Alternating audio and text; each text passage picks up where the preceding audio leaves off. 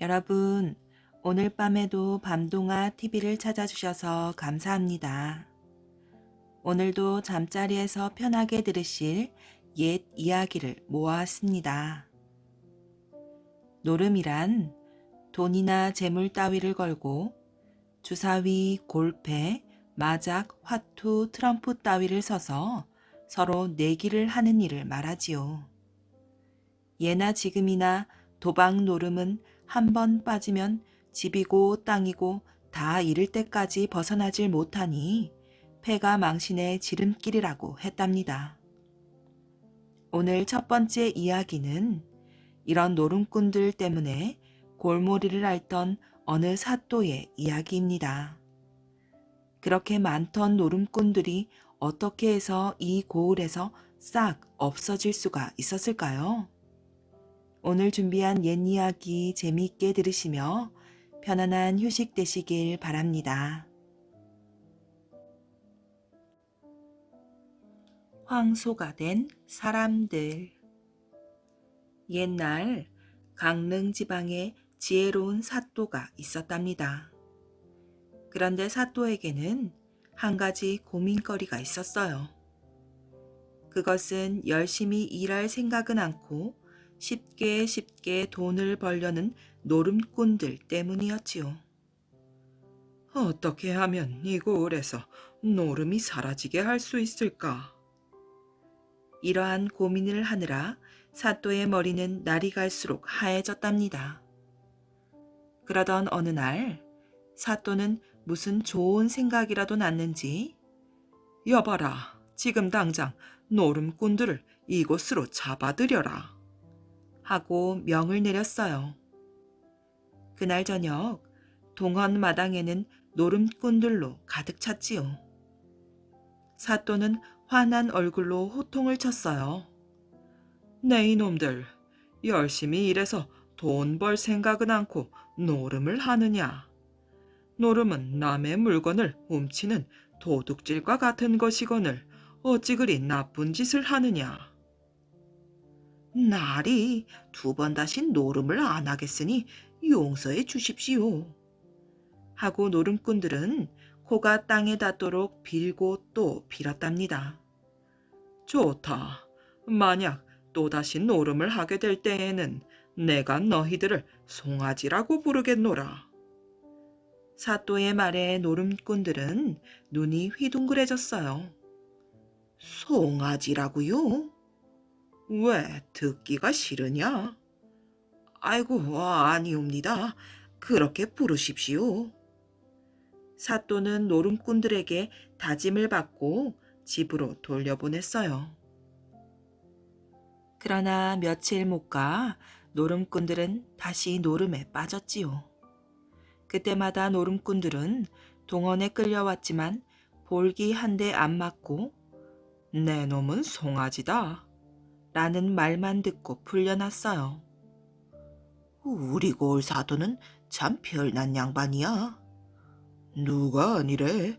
난 송아지다라는 말만 하면 풀어주니 말이야. 하고 노름꾼들은 사또를 비웃었어요. 그러던 어느 날이었지요. 사또는 마을의 노름꾼이란 노름꾼은 하나도 남김없이 죄다 잡아들이라고 말했어요. 마을 사람들은 줄줄이 묶여가는 노름꾼들을 보면서 혀를 끌끌 찼답니다. 아이고, 잡아가면 뭐래? 나는 송아지다라고 말만 하면 풀어줄걸. 동원 마당에 모인 노름꾼들을 보며 사또는 이렇게 말했어요. 허허, 송아지들이 몰라보게 컸구먼. 이젠 송아지가 아니라 황소들이 되었네.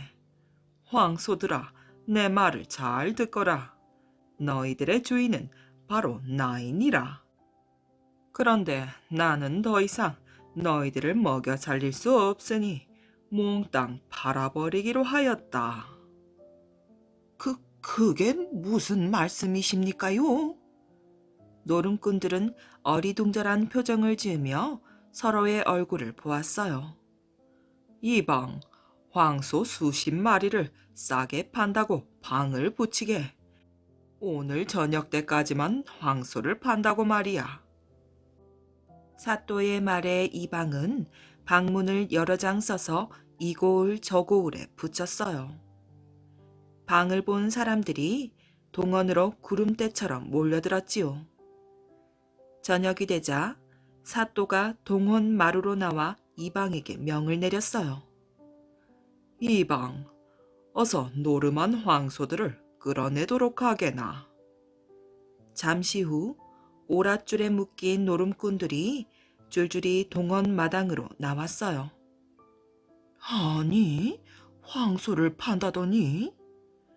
글쎄 말이야, 방에는 분명 황소를 판다고 씌어 있었는데. 구경꾼들이 수군대며 고개를 갸웃했어요. 아흠, 여러분들이 보시기에는 이자들이 사람처럼 보이겠지만 사실 이자들은 송아지가 자란 노름꾼 황소들이라오. 그러니 이 황소들을 사가시오. 하고 사또가 구경꾼들을 둘러보았어요. 그때였어요. 구경꾼들 중에서 아버지, 여보 하는 소리가 들려왔어요. 노름꾼들의 가족이었지요. 여러분 중에 이 황소들을 사갈 사람이 없다면 나는 저 노름꾼 황소들을 도살장으로 끌고 가는 수밖에 없소. 그 순간 노름꾼과 노름꾼의 가족들은 얼굴이 파랗게 질려버렸어요. 노름꾼의 가족들은 얼른 집에서 돈을 가져와 황소값을 치르고 노름꾼을 데려갔답니다. 그때부터 이 고을에는 노름하는 사람은 그림자도 찾아볼 수 없었다는군요. 뽑지는 말려무나. 조선시대의 명정승으로 이름을 떨친 황희정승은 그 명성에 걸맞게 공과 사의 구분이 칼날처럼 분명한 사람이었답니다. 공직에 있을 때는 아무리 가까운 친척이라고 해도 사사로운 부탁을 단 한 번도 들어준 적이 없었을 만큼 청렴 결백하였어요. 아랫사람들에게는 너그러우면서도 엄격하게 대하며 모든 일을 공평무사하게 처리했지요. 뇌물이 통하지 않는 재상이라는 소문이 나자 황희정승의 집 앞에는 벼슬자리를 부탁하러 오는 사람들의 발자취가 뚝 끊겼답니다. 아버님, 집안이 너무 적적한 것 같습니다. 가까운 친척분들을 모시고 조촐한 잔치를 열면 어떨는지요? 집안이 너무 호젓하자 황희정승의 아들이 아버지를 기쁘게 해드리기 위해 의견을 내놓았어요. 명색이 재상인데 언제나 가족들끼리만 단촐하게 지내는 것이 이웃 사람들 보기에도 안 되었다고 생각되었기 때문이지요. 아들의 말에 황희정승은 빙긋 웃으며 말하였어요. 그럴 필요 없느니라. 지금은 집안에 손님을 모실 때가 아니다. 공직에 있는 사람이 사사로이 정을 주고받다 보면 마음의 저울이 기우는 법이지. 그러면 공평하게 판단을 할 수 없게 되고 만다. 그러니 잔치는 나중에 내가 벼슬에서 물러난 뒤 치르도록 하자꾸나.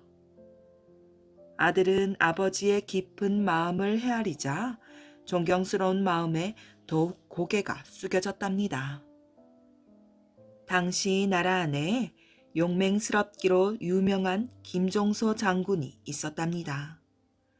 오랑캐를 무찌르고 육진을 개척해 큰 공을 세운 김종서는 병조 판서가 되자 몹시 거만하게 굴었어요. 어느 날 우연하게도 황희정승은 의자에 앉아 글을 쓰고 있는 김종서의 자세가 한쪽으로 기울어져 있는 것을 보았지요. 어허, 한 나라의 장군이 저런 흐트러진 자세를 취하다니 즉시 바로잡아주지 않으면 안 되겠구나.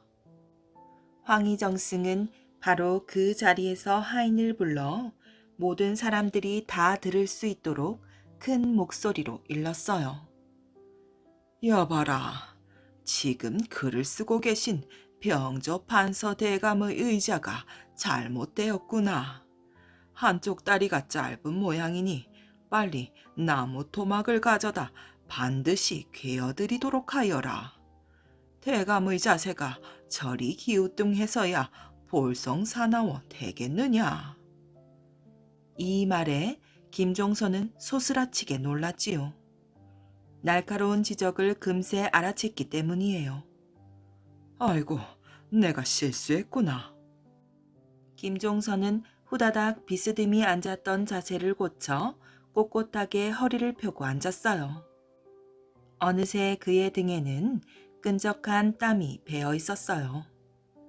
하도 용감무쌍하여 별명이 커다란 호랑이로 불리던 김종서가 황희정승의 말 한마디에 진땀을 줄줄 흘릴 만큼 혼났다는 것만 봐도 황희정승의 위엄을 넉넉히 알고도 남음이 있을 것입니다.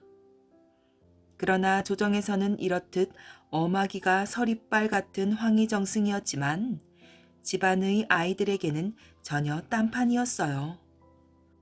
하하하, 연을 날리고 있었더냐. 이 홍시를 좀 먹어보려무나. 마당에서 놀고 있는 하인의 자식들에게까지 황희정승은 인자하기 짝이 없는 할아버지였지요. 아이들은 황희정승을 보면 달려와 손을 붙잡고 매달렸어요. 할아버지, 할아버지.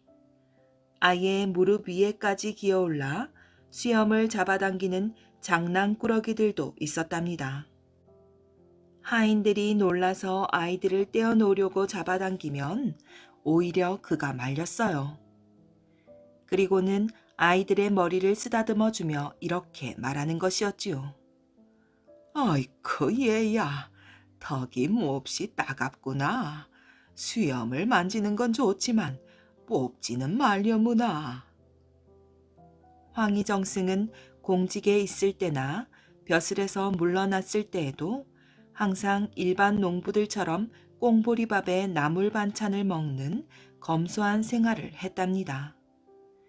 시골에 내려가 살 때에도 한 나라의 재상으로서 조정을 호령하던 위엄은 간대없고 마음을 터놓고 사람들을 대하여 황희정승의 주위에는 늘 사람들로 북적였다고 합니다. 편히 앉아 잘 사는 법. 어느 곳에 가난한 농부가 있었답니다.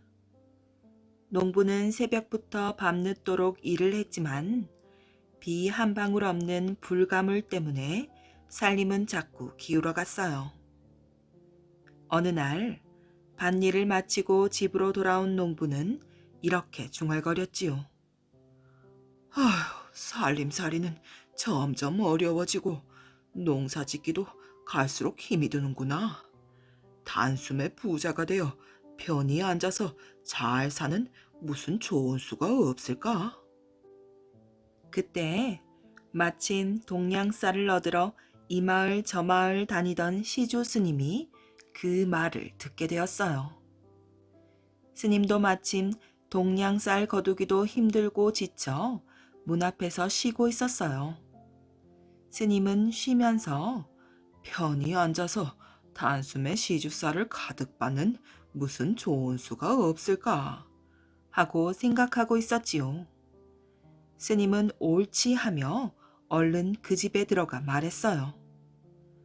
절에가 공덕을 쌓으면 편히 잘 살 수 있습니다. 아니, 공덕을 어떻게 쌓아야 하는 겁니까? 논밭을 모두 절에 바치면 그것이 공덕을 쌓는 것이지요. 그러면 자연히 복을 받아 잘 살 수 있게 될 것이고 힘들게 농사짓지 않아도 되니 몸도 편하게 될 것입니다. 스님은 많이 바쳐야 공덕이 많아 잘 산다면서 있는 논밭을 남김없이 다 바치라고 하였어요. 그래서 농부는 그 말대로 했고 스님은 논밭을 남에게 빌려주고 편히 앉아 시주쌀을 가득 받게 되었어요. 그런데 1년이 지나자 농부는 그나마 있던 양식도 다 떨어져 굶어 죽을 지경이 되었지요. 또 어린 자식들은 거리에 나와 구걸을 하며 빌어먹게 되었어요. 농부는 하는 수 없이 절에 찾아가 스님에게 부탁하였어요. 있는 것을 다 바쳤는데도 저희 식구들이 다 죽게 되었으니 절에 바친 논밭을 돌려주십시오. 복을 받지 못한 것은 공덕이 부족한 탓이요. 더구나 한 번 바친 논밭을 다시 내놓으라는 것은 사람의 도리가 아니요. 만약에 다시 논밭을 찾아간다고 해도 그 죄를 어찌 감당하겠소? 스님은 이 핑계 저 핑계를 대며 거절했어요. 농부는 굶는 가족들을 두고 볼 수가 없어서 그 고을의 현감을 찾아갔답니다. 아함, 백성이 굶어 죽어가는데도 모른 척하고 논밭과 재물 모으기에만 정신을 쏟다니. 농부의 말을 들은 현감은 당장 스님을 불러 판결을 내렸어요. 농부가 논밭을 바친 것은 복을 받기 위해서였는데 자신은 굶어 죽게 되고 자식은 빌어먹게 되었다. 이것은 1년이 지나도록 양쪽에서 서로 약속을 지키지 못한 것이다. 첫째, 부처는 아직 복을 농부에게 내리지 않은 것이고, 둘째, 농부는 공덕이 아직 부족한 것이니 양쪽이 서로 마찬가지이다. 그러니 복은 부처에게 돌려주고 논밭은 주인에게 돌려주도록 하여라. 스님은 별 수 없이 농부에게 논밭을 돌려주었어요. 이 세상에 아무것도 안 하고 편히 앉아서 잘 사는 좋은 수란 없는 것이구나. 그 후로 농부는 더욱더 부지런히 일을 해서 잘 살게 되었답니다. 이 세상에 편히 앉아서 시주사를 받는 좋은 수란 없는 거야. 스님은 그 후로 더욱더 열심히 동양사를 얻으러 다녔답니다. 개 발가락에 털이 숭숭. 아주 먼 옛날이었어요. 단 하루도 떨어져서는 못 살 정도로 친한 개와 원숭이가 살았답니다. 어찌나 친하고 다정한지 곁에서 보면 숲속의 동물들이 심통이 날 정도였다니까요. 그러던 어느 날이었어요. 개와 원숭이가 신나게 놀고 있는데 이웃집에서 쿵덕쿵덕 하는 소리가 들렸지요. 원숭이가 잠시 쿵덕쿵덕 소리에 귀 기울이다가 개에게 말했어요. 저 소리는 떡 찢는 소리 아니니? 맞아, 떡 찢는 소리야. 하고 개도 맞장구 쳤어요. 떡 찢는 소리를 가만히 듣고 있으니 개와 원숭이의 입에서는 저절로 군침이 돌았지요. 갑자기 원숭이가 무릎을 탁 쳤답니다. 나한테 좋은 생각이 있어. 개가 꼴깍 군침을 삼키며 좋은 생각이라니? 하고 물었지요. 내 얘길 들어봐. 아주머니가 떡을 다 찌어 시루에 앉힐 때 네가 방으로 몰래 들어가서 코 자고 있는 아기를 꼬집어서 울리는 거야. 그러면 아주머니가 아기를 보러 방으로 들어갈 게 아니겠어? 개가 원숭이의 다음 말을 재촉하듯이 고개를 까딱까딱 거렸어요. 그 사이에 내가 얼른 떡시루를 가지고 달아나면 되잖아. 그러고 나서 떡시루 안에 있는 떡을 너랑 나랑 둘이서 실컷 먹는 거야. 내 생각이 어때? 아주 좋은 생각이야. 원숭이와 개는 쪼르르 이웃집으로 달려갔어요. 과연 이웃집 아주머니가 떡을 찢고 있었지요. 얼마 후 떡을 다 찢자 아주머니는 떡을 시루에 앉혔어요. 그때였어요. 개가 얼른 방으로 들어가 자고 있는 아기의 다리를 집게발로 꼭 꼬집었지요. 아기의 울음소리가 들렸어요. 갑자기 아기가 왜 우는 거지? 아기의 울음소리에 놀란 아주머니는 아기를 달래려고 황급히 방 안으로 들어갔답니다. 그 순간 원숭이가 떡시루를 들고 나왔어요. 그리고는 개와 원숭이는 언덕 위로 걸음아 날 살려라 달아났지요. 개와 원숭이는 숨을 몰아쉬며 시루 안을 들여다보았어요. 에게게, 이게 뭐야? 이걸 누구 코에 붙인단 말이야? 개와 원숭이는 실망하고 말았어요. 왜냐고요? 시루 안엔 떡이 조금밖에 담겨 있지 않았거든요. 개와 원숭이는 내기를 하기로 했어요. 둘이 나눠 먹기에는 떡의 양이 적었거든요. 떡 시루를 저 아래로 굴려 먼저 쫓아가는 쪽이 떡을 먹기로 하자. 하고 원숭이가 언덕 아래쪽을 가리키자 개도 고개를 끄덕였어요. 언덕 위에서 떡 시루를 굴리자 떡 시루는 대굴대굴 굴러갔지요. 원숭이와 개도 떡 시루를 따라 부지런히 달려 내려갔어요. 그런데 얼마쯤 굴러가던 떡시루가 그만 나무에 걸렸지요. 그 바람에 시루에서 떡이 빠져나왔어요. 그런데도 떡시루는 멈추지 않고 언덕 아래로 대굴대굴 대굴대굴. 원숭이는 떡이 빠져나간 것도 모른 채 시루를 쫓아갔어요. 하지만 그 사실을 알아챈 개는 슬그머니 경주를 멈추었어요. 그리고는 떨어진 떡을 들고는 원숭이 몰래 굴 속으로 달아났지요. 나중에 이 사실을 안 원숭이는 화가 나서 개를 찾아가 따졌어요. 네가 어떻게 그럴 수가 있어? 그러나 개는 원숭이의 말에는 아랑곳하지 않고 냠냠거리며 떡을 먹고 있었어요. 원숭이는 개가 너무나 얄미워서 참을 수가 없었지요. 그래서 개의 굴에 엉덩이를 대고 뿡 하고 방귀를 뀌었답니다. 아이고 지독해라.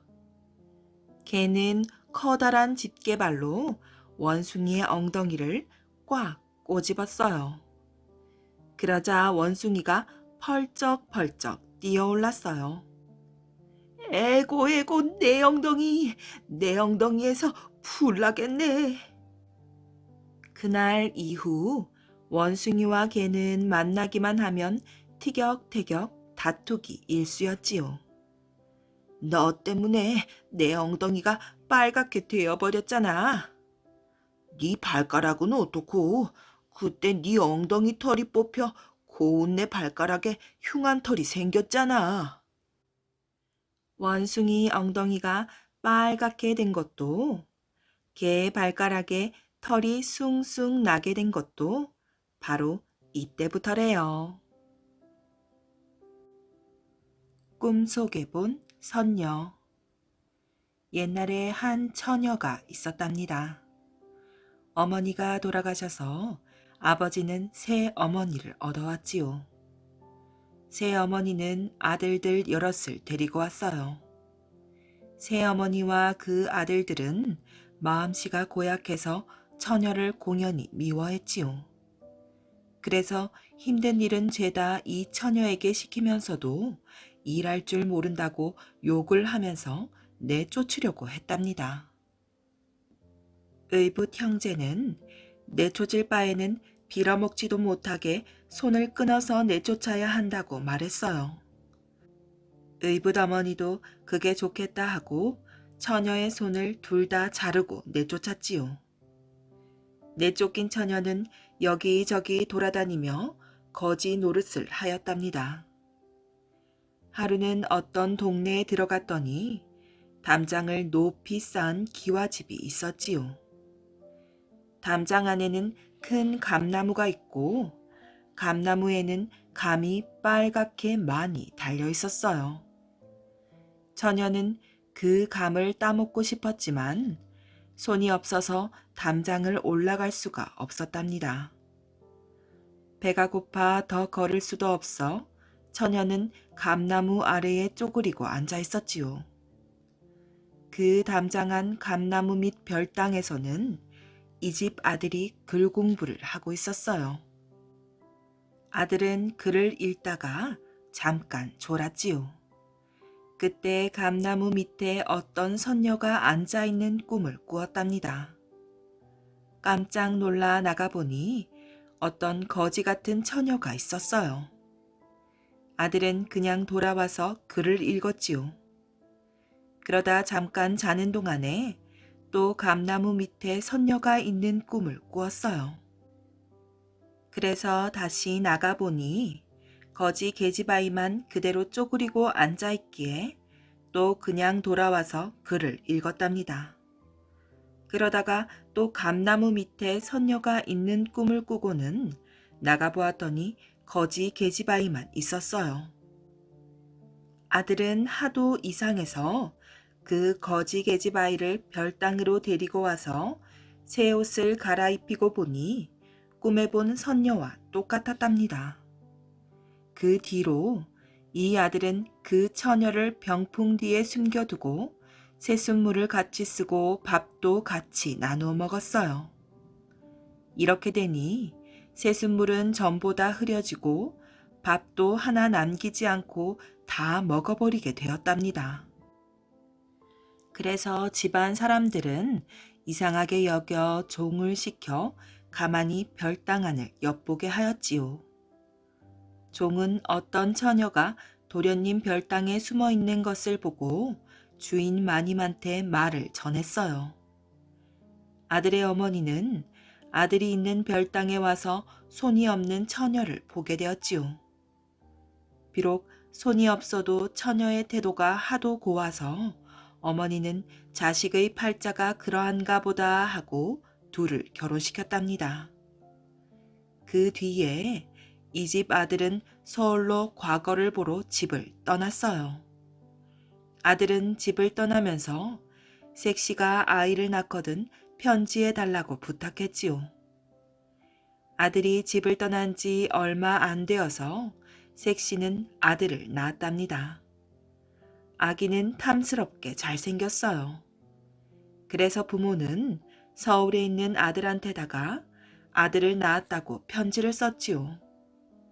이 편지를 가지고 나선 하인은 날이 저물어 공교롭게도 이 처녀의 의붓 어머니네 집에서 자게 되었어요. 서울로 편지를 가지고 간다는 말을 듣고 의붓 어머니는 무슨 편지인가 보고 싶어 하인이 잠든 사이에 몰래 편지를 꺼내 뜯어봤어요. 그런데 죽으라고 손을 끊어 내쫓은 전실 딸이 부잣집 며느리가 되어 옥동자까지 낳았다는 것을 알고 깜짝 놀랐지요. 그래서 편지에 흉측하고 괴상한 아이를 낳았으니 색시를 내쫓아야겠다 하는 말로 바꿔 써놓았어요. 하인은 그런 줄도 모르고 편지를 그대로 새 서방님한테 전했지요. 새 서방님은 어머니가 자기 색시를 내쫓아야겠다고 보내온 글을 읽고 내쫓더라도 내가 집에 돌아간 뒤에 내쫓아 주십시오라고 회답을 써서 하인을 돌려보냈답니다. 이 하인은 편지를 가지고 집으로 돌아오는 길에 또 그 처녀의 의붓 어머니네 집에서 자게 되었어요. 의붓 어머니는 하인이 잠든 사이에 또 편지를 몰래 꺼내보고는 아들을 낳았더라도 몸이 성치 않은 사람이 낳은 아이이니 아이 또한 그리 될 테니 곧 내쫓으십시오라고 고쳐 써서 도로 하인의 주머니에 넣어두었답니다. 어머니는 서울에서 온 아들의 답장에 색시를 곧 내쫓으라는 말이 있으니 이게 웬일인가 하면서도 아들의 말이라 할 수 없이 울면서 며느리에게 아기를 업혀서 내보냈어요. 색시는 울면서 그 집을 나와 정처 없이 돌아다니다가 목이 너무 말라서 길가 우물에가 물을 마시려고 허리를 굽혔지요. 그랬더니 등에 업은 아기가 우물 안으로 떨어졌어요. 색시가 깜짝 놀라 팔을 내밀어 아기를 붙잡으려고 했더니 물속에서 두 팔이 나와 색시의 팔에가 붙었답니다. 그래서 아기를 꺼내어 다시 업고 가다가 어떤 주막에 들렀지요. 그 주막에서는 색시를 보고 자기 집에서 일이나 해주면서 아기와 살라고 했어요. 색시는 갈 데도 없는 처지라 주막에서 일을 거들어주며 지내었지요. 한편 서울에 과거 보러 갔던 새신랑은 과거에 급제하여 집에 돌아왔으나 색시가 없어진 것을 알고는 색시를 찾으러 집을 나섰어요. 엿장수처럼 꾸미어 여판을 메고 여기저기 돌아다녔지요. 그러다가 색시가 있는 주막에까지 왔답니다.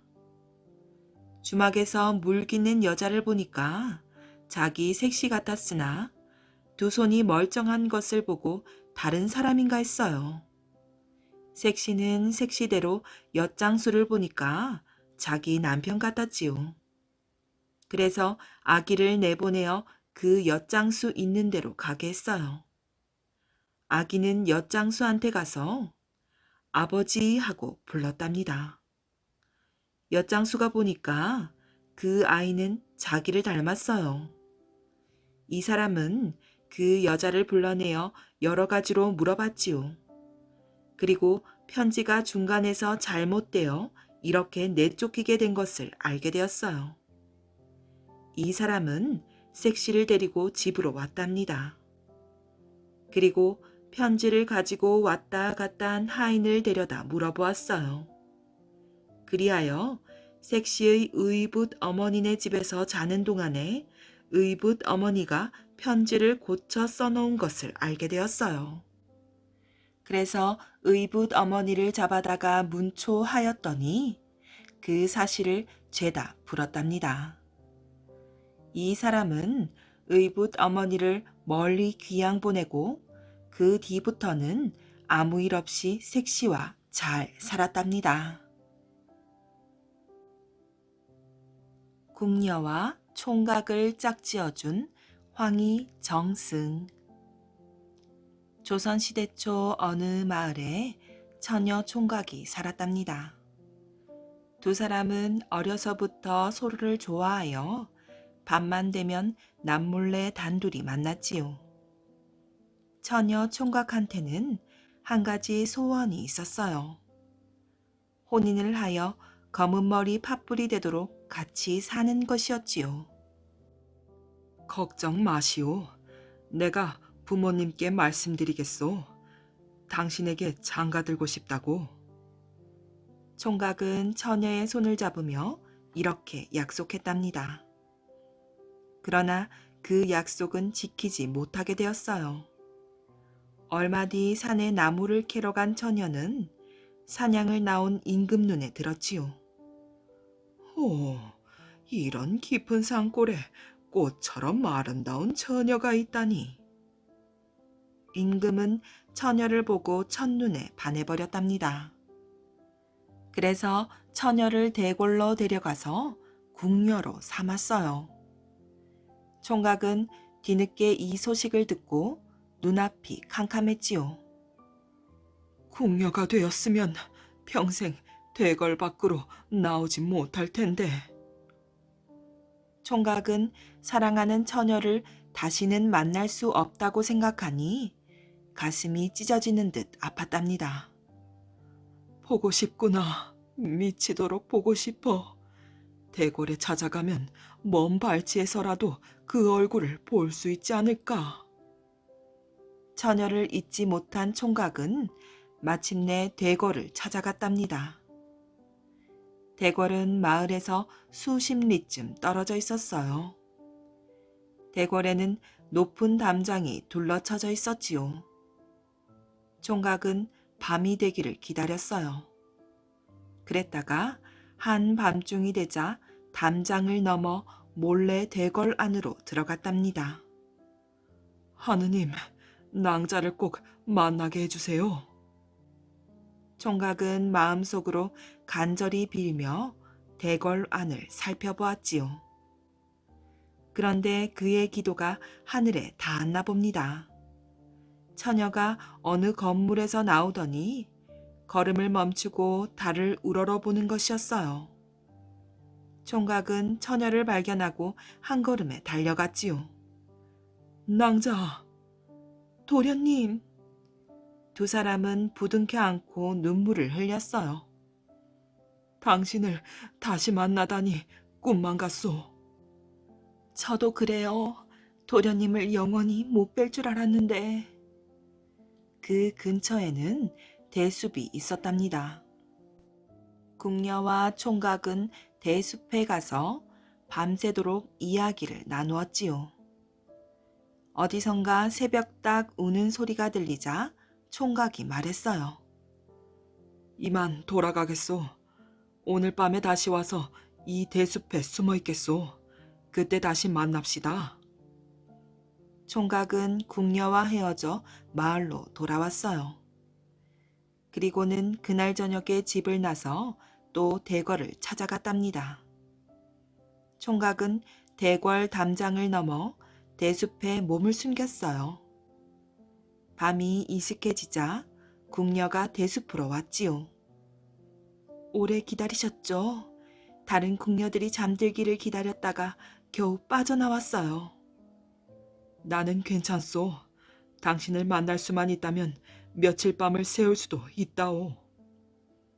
총각은 밤마다 대궐을 찾아와 궁녀를 만났지요. 원래 궁녀는 임금 말고는 다른 남자를 만나서는 안 되었어요. 다른 남자를 만났다가 들키는 날에는 목숨을 내놓아야 했지요. 따라서 두 사람은 위험을 무릅쓰고 계속 만났던 것이랍니다. 꼬리가 길면 밟히는 법, 남들 눈을 피해 계속 만났던 총각과 궁녀는 어느 날 밤 내간한테 발각되고 말았어요. 당신들 누구시오? 총각은 동작이 빨랐어요. 재빨리 담장을 넘어 대궐 밖으로 도망쳤지요. 그러나 궁녀는 내관한테 꼼짝없이 붙잡히고 말았답니다.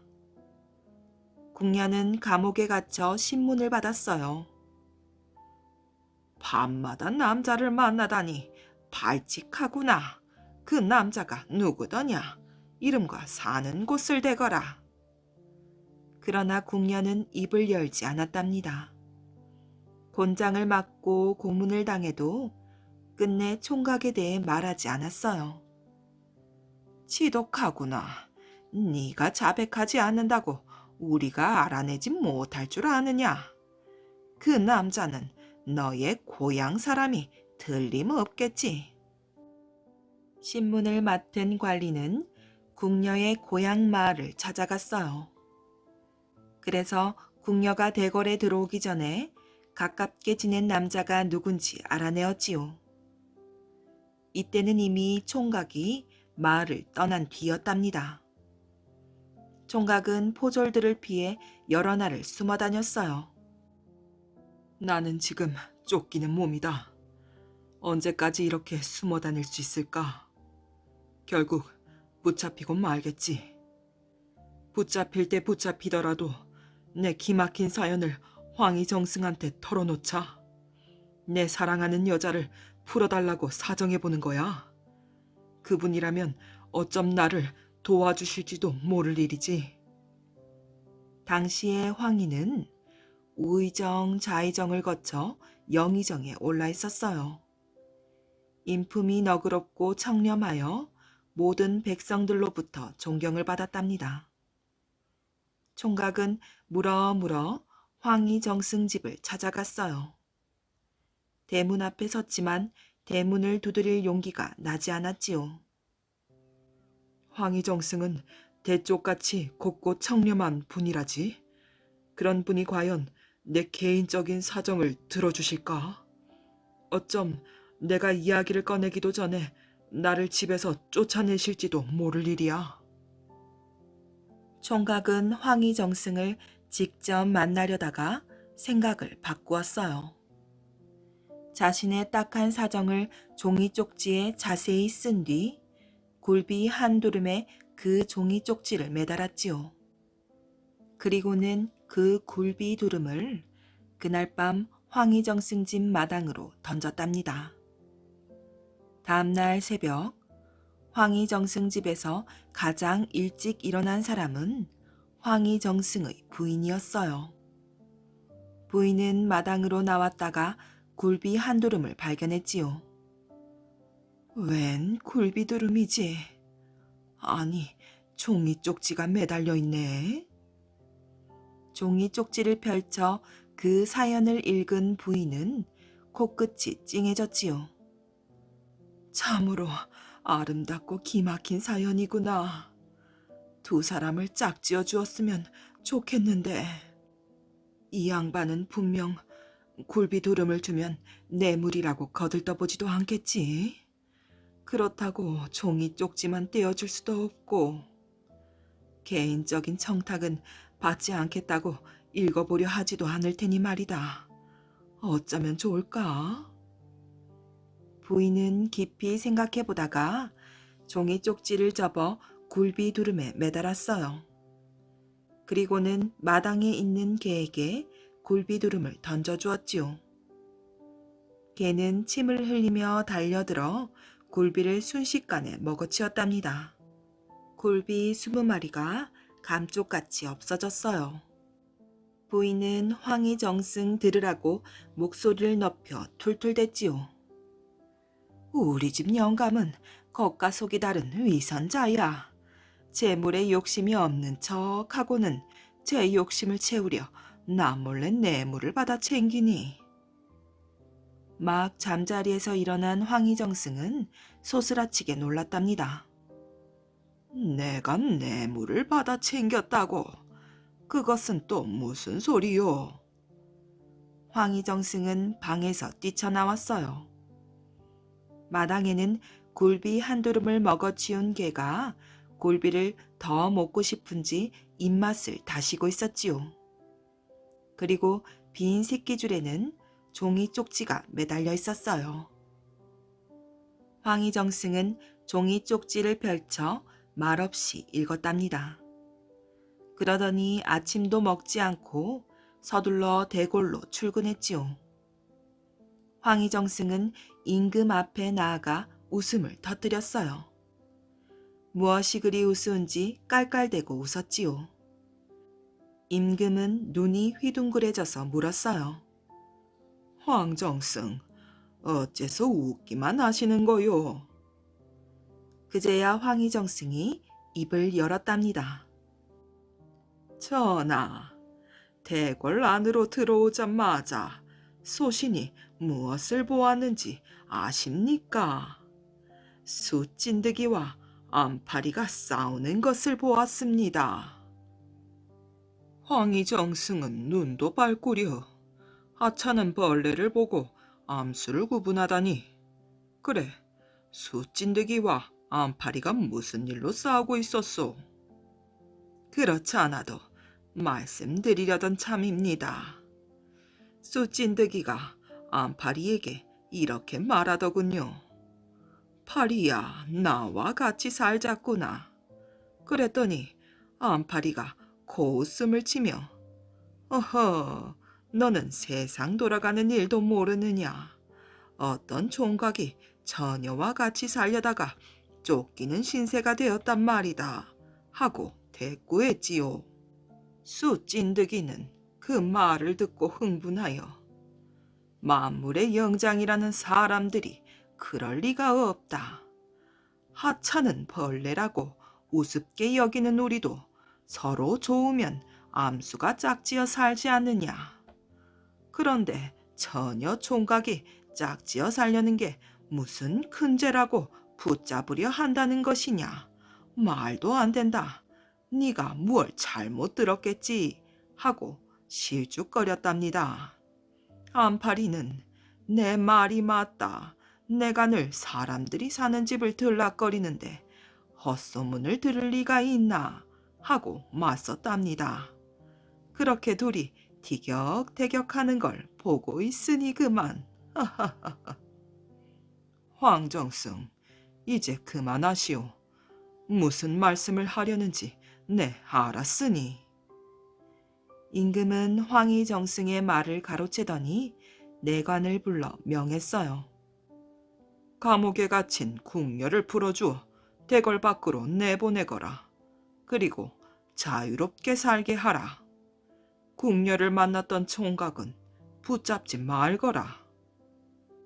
황희정승 덕분에 총각은 궁녀와 혼이 나여 평생 행복하게 살았답니다. 다시는 손도 안 닦는다. 옛날부터 충청남도 아산군에는 학이 많았답니다. 사람들은 학을 귀한 새로 여겨 소중히 생각했지요. 푸르게 우거진 소나무 숲에 모여 사는 학들을 보면 마치 성경을 보는 듯 했어요. 학들은 소나무 위에 둥지를 틀고 알을 낳았지요. 학은 한 번에 알을 2개밖에 낳지 않았어요. 이야기의 시작은 낮에는 덥고 밤에는 조금 시원한 초여름이었답니다. 방문을 열어놓아 시원한 바람이 들어오는 사랑방에서 박생원은 친구와 한가하게 바둑을 두고 있었어요. 고개를 들면 바로 솔밭이 눈에 들어오지요. 박생원은 지금 아슬아슬한 순간이었어요. 지금 바둑 하나를 잘못 두면 친구에게 내기 바둑을 지게 생겼기 때문이지요. 정신을 집중해야 하는데 솔밭 쪽에서 왁자지껄하게 아이들이 떠들고 있었어요. 얘들아, 시끄럽구나. 좀 조용히 놀거라. 박생원은 소리를 빽 질렀어요. 그때 한 아이가 헐레벌떡 뛰어왔지요. 할아버지, 할아버지, 글쎄 저 애가 학의 둥우리에서 새끼를 꺼냈대요. 뭐야? 학의 새끼를 꺼냈다고? 박생원은 불이 나게 뛰어나갔어요. 여보게, 이 바둑 내가 이긴 걸세. 이보게나, 지금 바둑이 문젠가. 학의 새끼가 죽게 생겼는데 이 녀석들이 빨리 새끼를 제자리에 갖다 놓지 못하겠느냐? 에이, 할아버지, 벌써 죽었는걸요? 아이는 머리가 축 늘어진 학의 새끼를 내밀어 보였어요. 죽었든 살았든 제자리에 갖다 놓거라. 학은 영물인데 그렇게 함부로 다루면 벌 받는단다. 시무룩해서 아이가 학의 새끼를 들고 둥우리로 향하는 뒤를 박생원은 따라갔지요. 지금 바로 돌아가면 바둑을 계속 두어야 하는데 뾰족한 수가 생각나지 않았어요. 아니, 사실은 그게 아니고 아이와 죽은 새끼약이 안쓰러웠기 때문이지요. 아이가 꺼내왔던 둥우리에 새끼를 다시 넣어주니 새끼의 죽음을 안 어미약은 푸드득 푸드득 날개짓을 하며 애타했어요. 그 모습이 너무 처량해 박생원은 눈시울을 적시고는 그냥 산을 내려왔답니다. 다음 날 아침, 어제 학의 둥우리에서 새끼를 꺼냈던 아이가 박생원 집으로 달려오는 것이 보였어요. 할아버지, 할아버지. 왜 이리 수선이냐? 또 무슨 일이야? 학이 새끼가 살아났어요. 뭐라고? 제가 아침에 둥지에 가보니 어제 그 죽었던 새끼가 둥우리 밖으로 고개를 내밀고 있었어요. 그래? 그거 참 신기하구나. 나랑 같이 가보자꾸나. 헐레벌떡 뛰어온 두 사람을 구경하듯 학의 어미와 새끼가 쳐다보고 있었어요. 거참 기이한 일이군. 죽었던 새끼가 다시 살아났다면 여기에는 분명 이유가 있을 것이야. 박생원은 기쁘기도 했지만 궁금한 마음을 누를 길이 없어 소나무를 기어오르기 시작했어요. 할아버지 나무 잘 타시네요. 그럼 그 내가 어릴 때는 나무 타기 도사였단다. 나무 위로 올라간 박생원은 둥우리를 살펴보았지요. 둥우리 안에는 웬 돌이 한 개 들어있었어요. 아니, 이게 뭐지? 돌에서는 이상한 빛이 뿜어져 나왔어요. 혹시 이 돌이 죽었던 새끼가 살아난 것과 관련이 있는 것이 아닐까? 가져가 보자. 박생원은 돌을 가지고 내려와 아이와 함께 집으로 돌아갔답니다. 이 돌은 그 참으로 신비하구나. 뿜어져 나오는 빛은 무엇일까? 그래, 이것을 서울에 있는 친척 박승지에게 보내보자꾸나. 그 사람은 중국도 드나들고 아는 것이 많을 테니까. 때마침 박승지는 중국으로 떠나는 사신의 서장관이 되어 중국으로 가게 되었어요. 그는 박생원이 준 돌을 귀하게 생각하여 품속에 소중히 간직한 채로 떠났어요. 이 돌이 무엇인지는 모르겠으나 귀한 보물임에는 틀림이 없다. 중국 상인을 만나 팔아봐야겠구나. 북경에 다다른 박승지는 그날 저녁 사람을 시켜 중국 상인 두 사람을 불러들였어요. 그리고는 이상한 돌 이야기를 했지요. 어떤 돌인지 좀 보여주시오. 이 돌은 죽은 학을 살려낸 귀중한 돌이오. 천하에 이런 희귀한 돌은 또 없을 것이오. 글쎄, 어떤 돌인지 물건을 봐야 알지요. 중국 상인의 말에 박승진은 깊숙이 간직해 두었던 돌을 꺼내 그들에게 보여주었답니다. 그 돌을 이리저리 살펴보던 중국 상인들은 눈이 점점 희둥그레지고 입이 대문짝만하게 벌어졌지요. 아니, 이런 귀한 보물이 조선에 있었다고요? 사실은 나도 학이 물어온 보물이라는 것밖에 알지 못하오. 참으로 신기한 보물을 가지고 있습니다. 대간절 무슨 돌인지 이름은 알고 계시오? 정말 이 돌은 천하의 보물입니다. 사람이든 짐승이든 숨이 끊어졌을 때 이 돌을 가슴에 품어주면 죽었던 생명이 다시 살아나는 환원석이지요. 아니, 죽은 생명을 다시 살리는 환원석이라고요? 박승지의 입은 벌어져 다물어지지가 않았어요. 입은 그만 다무시고 이 돌을 우리들에게 파시구려. 그래, 그렇다면 나에게 얼마를 주시겠소? 박승지는 기쁨으로 가슴이 콩당콩당 뛰었어요. 부르는 대로 주겠습니다. 1만 양이라도 달라면 드리지요. 1만 양이요? 좋소. 1만 양을 주시오. 박생원과 중국 상인의 마음이 결정되었어요. 이틀만 기다려 주십시오. 돈을 마련해서 3일째 되는 날 아침에 꼭 가져오겠습니다. 중국 상인들은 밖으로 나가서도 거듭거듭 꼭 기다려 달라고 부탁했지요. 1만 냥, 1만 냥이면 나는 이제 조선에서 제일 가는 부자가 되는구나. 박생원에게는 조금만 떼어주면 될 터이고.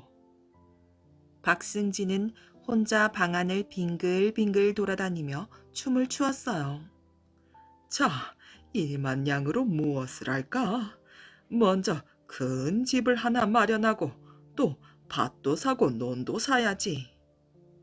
박승진은 마냥 꿈에 부풀어 있었어요. 환원석을 꺼내어 들여다보면서 싱글벙글 웃었지요. 아니, 그런데 돌이 왜 이렇게 지저분할까? 깨끗하게 닦아야겠구나. 환원석을 열심히 닦으니 윤이 나기 시작했어요. 그는 돌을 닦다가 환원 속에 조그만 돌이 붙어 있는 것을 발견하였지요. 이 예쁜 돌에 이게 뭐람? 보기 흉하구나. 떼어버려야겠어. 박승진은 꿈에 부풀어 열심히 환원 속을 닦으면서 이틀을 보내었답니다. 잠도 오지 않았어요. 깨끗이 닦아놓은 환원 속을 솜에 싸고 비단에 한번 싸고 또 싸서 궤 속에 넣고 자물쇠로 잠가 깊숙한 곳에 숨겨두었지요. 드디어 3일째 되던 날, 꼭두 새벽부터 박승진은 문 밖에 나가 서성거렸어요.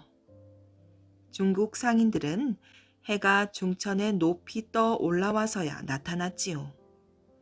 수레에 돈을 가득 싣고 숨 가쁘게 오는 것이었어요.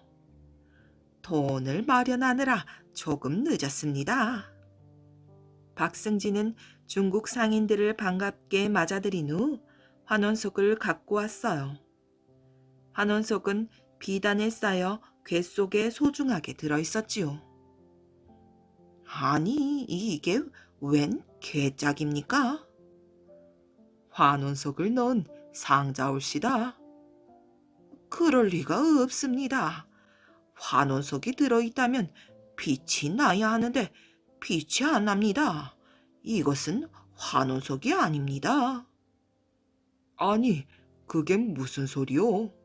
내가 보물로 여겨 솜으로 싸고 또 비단으로 싸고 또 싸고 했기 때문일 것이요. 자, 꺼내볼 테니 한번 보시구려. 박승진은 기분이 나빴어요. 중국 상인들이 값을 깎으려고 하는 술수 같았지요. 자, 두 분 손수 들고 보시오. 박승진은 자신만만한 웃음을 지으면서 두 상인을 뚫어져라고 쳐다보았어요.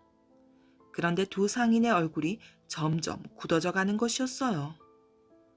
어허, 이거 큰일 났습니다. 이것은 환원석이 아닙니다. 아니, 환원석이 아니라니요. 박승진은 입안이 바싹 타들어갔어요. 중국 상인들의 표정을 보니 값을 깎기 위한 것은 아니었지요. 그들은 몹시 낭패스러운 얼굴이었어요. 이 돌은 며칠 전에도 말한 것 같이 죽은 생명도 살리는 신비한 돌인데 그만 망가져버렸군요. 이제는 아무짝에도 소용이 없는 돌멩입니다. 뭐라고요? 도대체 무슨 말씀을 하시는 거지요? 사기 싫으면 곱게 사기 싫다고 하시오. 박승진은 벌컥 화를 냈어요. 갑자기 눈앞이 가물가물했지요. 그대가 이 세상에 하나뿐인 보물을 망쳐놓았어요. 닦는 바람에 그 영험이 몽땅 날아갔습니다. 이런 돌은 이제 아무데나 많아요. 중국 상인들은 크게 실망하여 싣고 왔던 돈을 가지고 가버렸어요. 박승진은 중국 상인이 돌아간 뒤에도 한참 동안 넋을 놓고 있었지요. 그의 머릿속에 들어있던 커다란 집, 넓게 펼쳐진 논밭이 모두 날아가고 있었어요. 네, 다시는 이 손도 안 닦을 테다. 박승지가 너무도 억울하여 내뱉은 말이었답니다.